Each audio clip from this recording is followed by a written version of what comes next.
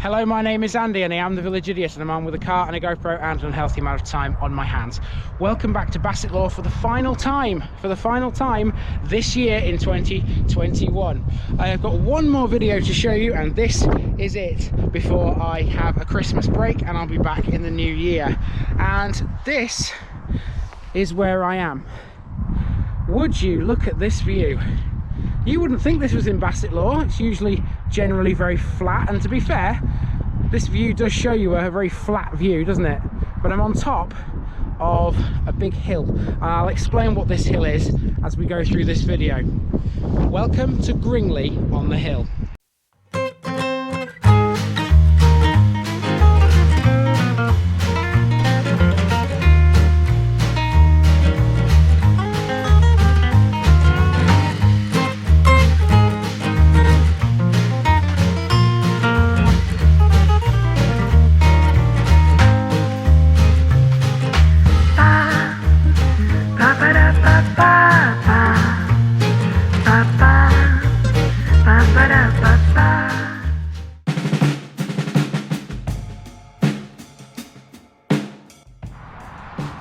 Gringley on the hill next for you in Bassetlaw, one of the northernmost villages in the district, and by default the whole of Nottinghamshire.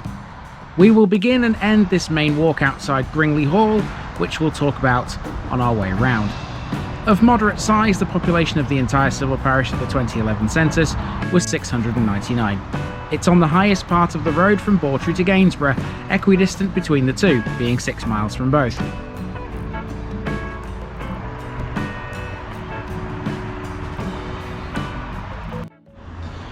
So it's always handy to find a map, and I found one here in Gringley on the hill, and I'll show you exactly where I'm stood right now. I'm here on the high street, so if I just pan the camera around, you'll see that's here, right next to the bus shelter. There we go. Now, my route today will take me this way. I'm going to go along Lees Lane as far as Laycock Avenue, and basically do this in a square, coming back up here, up to this area here, and then heading back here, past the cross, to where I began.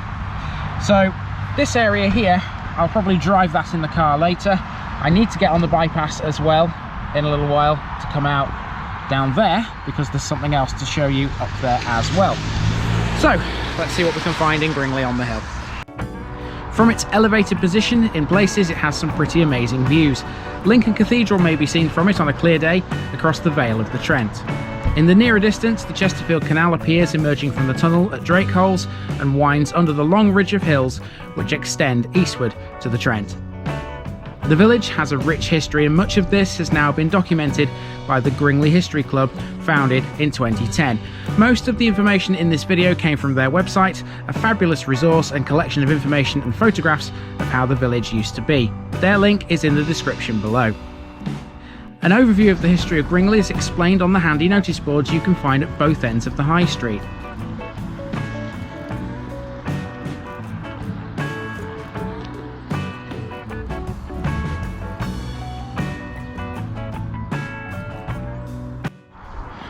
You may have worked out that the map I showed you earlier is actually upside down, because I'm actually heading north here as opposed to south on the map. So heading for Laycock Avenue now. A settlement has existed at Gringley on the hill since at least the Bronze Age, and the site later found itself in close proximity to the Roman road running between Lincoln and Doncaster. The Domesday Survey of 1086 listed it as a medium-sized settlement consisting of 16 households, although its value was significantly reduced from the time of the invasion, presumably due to the Normans' efforts to suppress resistance. The English Heritage Archive includes 3 sites located in the village, as well as the church, all of which we'll see later in our little tour.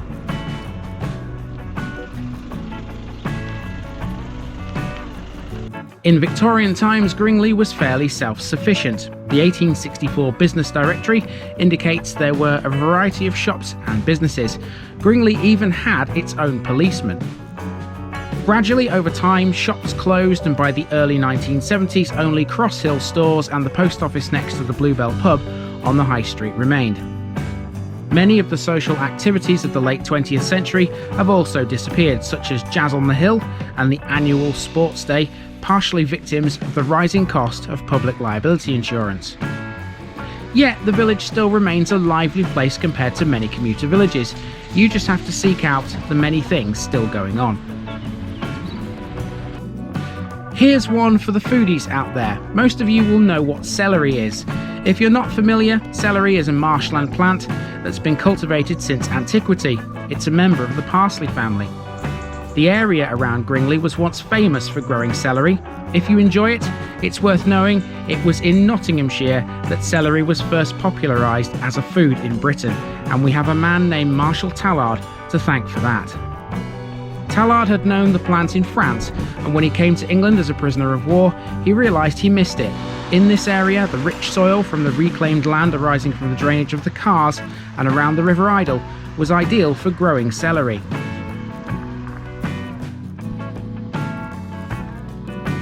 Both Gringley and Everton Cars were well-known producers of the vegetable.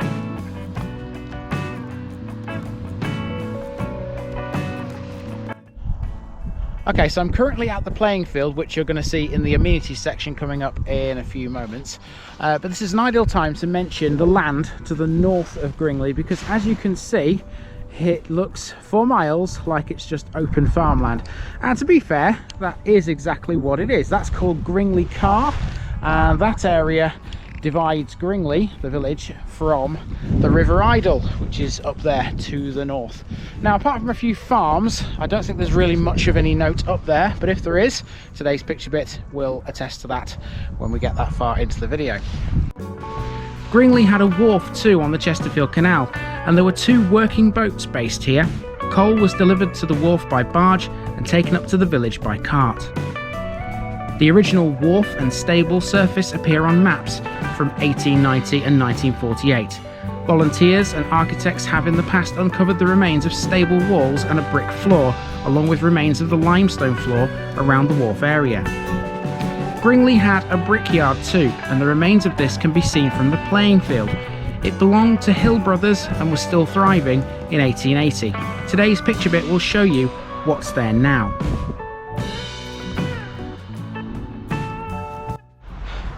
So if you want to know why it's called Gringley on the Hill, that's because the hill I've just walked up, Beacon Hill, is indeed a hill. It's down there beyond the High Street sign you can see in shot right now. And here's the beacon. The Gringley of today has become a modern commuter village with a bit of farming and local business activity thrown in. The parish church remains active, and there are numerous social events associated both with the church and a rich collection of local clubs, societies and educational events.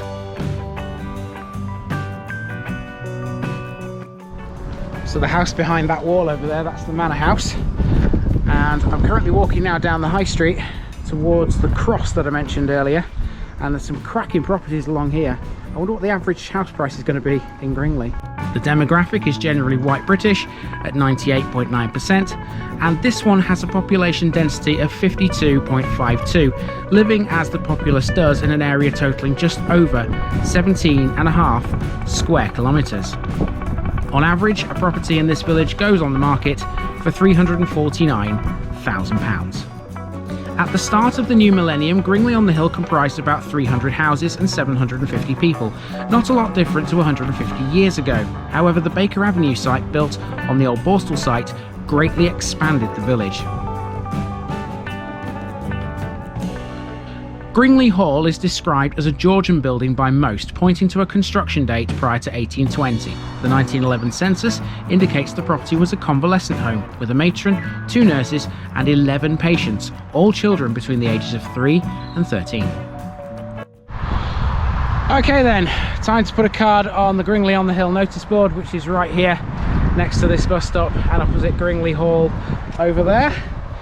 There you go.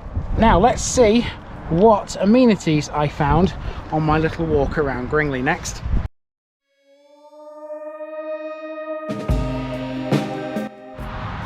The village is served by a bus. In fact, there are 3. The 197 links Gringley to Retford, and then there are the 97 and 98 services which run to Retford and Doncaster, respectively, from Gainsborough. There are still plenty of amenities in Gringley, despite most now having disappeared. On Lees Lane is the village surgery, a part of the Misterton Group practice, the main surgery being located there. This next building houses the post office, open on a Friday between the hours of 1:30 and 4:30 according to this banner. The 1920s church room, or village hall as it became, has now been demolished, but its functions have now been taken over by a shiny new community centre in a different part of the village. This is on the corner of Baker Avenue, the site of which was used during the Second World War by the Women's Land Army. After the war, the site was taken over by the Home Office Prison Service and a Borstal was opened, housing 72 inmates. At the eastern end of the village you'll find a playground and a playing field which overlooks the cars we've already spoken about. Here there's a reasonably sized playground and a football pitch, and the whole thing is overseen by Gringley Parish Council.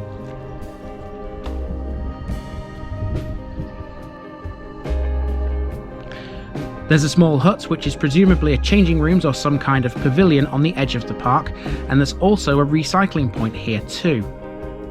The site has a car park with 20 spaces.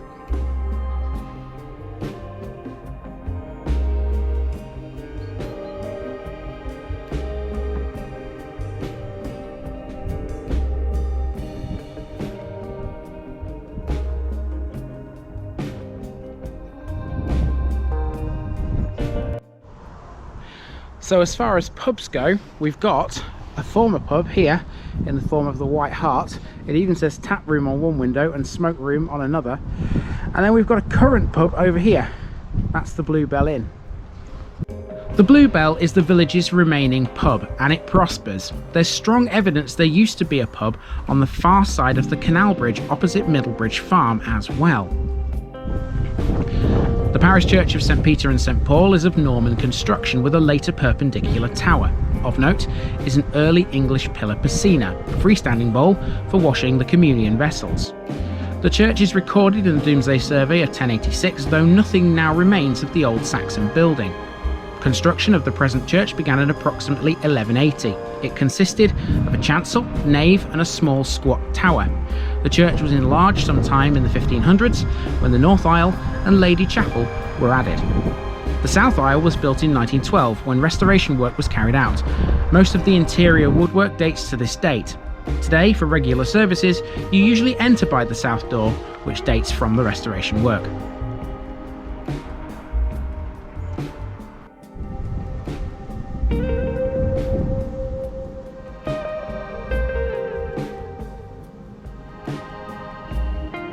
And there's also a school which was given to the village in 1855 by the Duke of Portland. The school has been extended over the last 165 years and currently accommodates around 100 pupils. Okay, so what's Gringley got in terms of interesting features? Well, these two stone pillars are very interesting for a start. This is on the green, which is opposite Gringley Hall over there. But these are just one of the things I found here which are quite interesting, and I think one thing in particular you're going to love in this next section.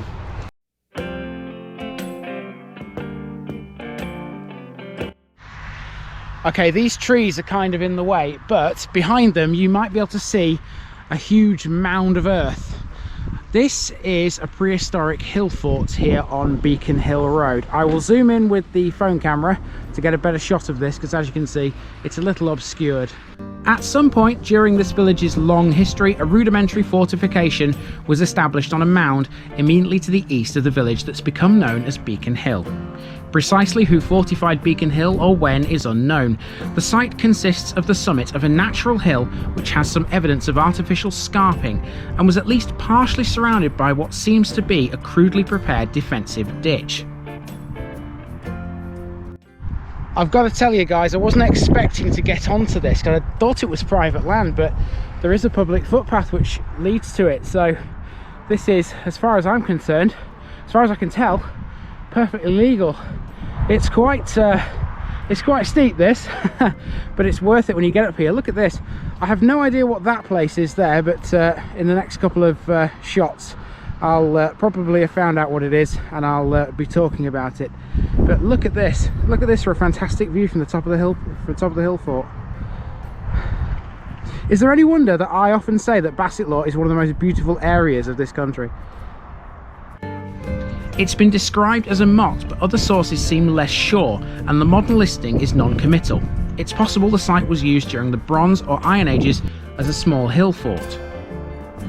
It turns out this is a covered reservoir which has a water tower and a radio mast, seen here from Beacon Hill.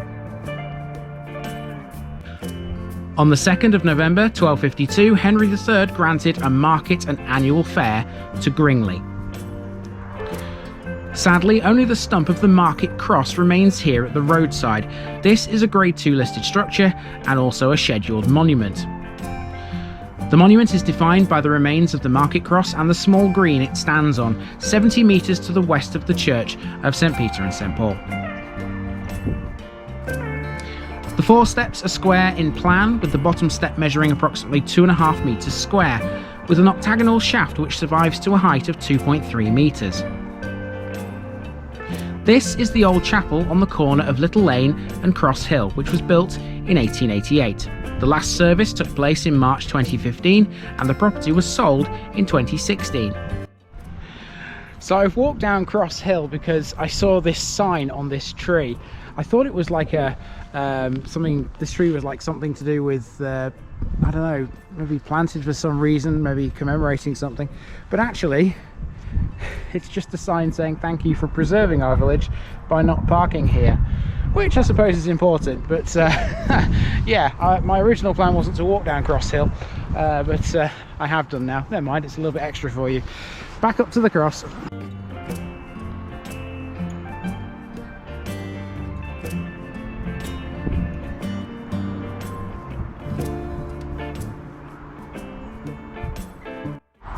Okay, so my original plan was to do a little drive around at this point, but I've actually walked to the area where I was going to drive, so there's no point doing that now. What I am going to do though is I am going to drive onto the bypass over there, because there is one last thing I want to show you before we wrap this one up. But before I do that, it's time for today's picture bit.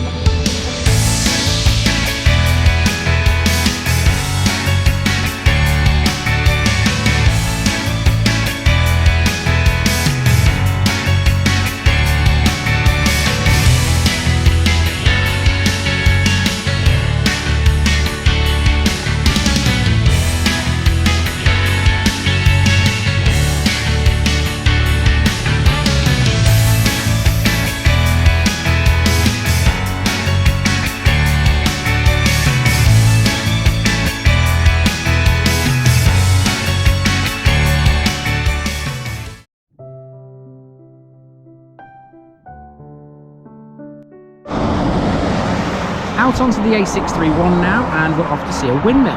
This is a brick tower windmill built around 1830 by Jabbers Wilkinson, replacing a post mill on the same site. We can get a pretty good look at it from the village cemetery. It's a typical brick-built tower windmill of the period, which is now converted for residential use. The 4-storey tower was derelict by 1977, but the structure survives as a Grade 2 listed building. The other mill buildings now, or did at some point, contain a small business centre.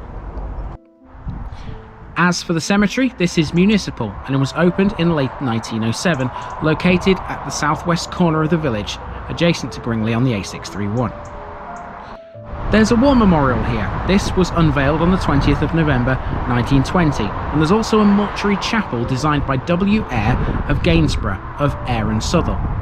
There are a range of significant monuments and structures in here too.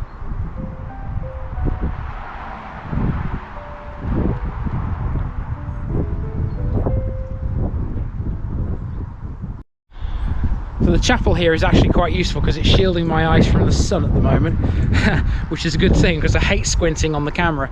So with the windmill as my backdrop, that is it for the parish of Gringley on the Hill, and that's 50 parishes now down in Bassetlaw with 16 to go.